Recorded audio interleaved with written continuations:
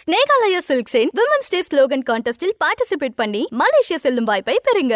மதிமுக, விசிக, புதிய தமிழகம் உள்ளிட்ட கட்சிகளுக்கு அதிகாரப்பூர்வமாக தேர்தல் ஆணையத்தால் இன்னும் சின்னம் ஒதுக்கப்படவில்லை என்று தமிழ்நாடு தலைமை தேர்தல் அதிகாரி சத்யபிரதா சாஹூ தெரிவித்துள்ளார்.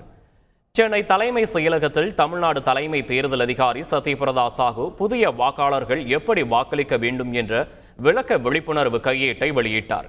பின்னர் செய்தியாளர்களுக்கு தகவல் அளித்த அவர், தமிழ்நாட்டில் 453 நட்சத்திர பேச்சாளர்களுக்கு பிரச்சார அனுமதி அட்டை வழங்கப்பட்டுள்ளதாக கூறினார். மதிமுக, விடுதலை சிறுத்தைகள், புதிய தமிழகம் உள்ளிட்ட கட்சிகளுக்கு சின்னம் ஒதுக்கீடு தொடர்பான இந்திய தேர்தல் ஆணையத்திடமிருந்து அறிவிப்பு வரவில்லை என்றும் தெரிவித்தார். சி-விஜில் செயலி மூலம் இதுவரை 11,305 புகார்கள் பெறப்பட்டுள்ளதோடு வாக்காளர்களிடமிருந்து 17,800 புகார்கள் கட்டுப்பாட்டு அறைக்கு வந்துள்ளதாகவும் சாஹூ கூறினார்.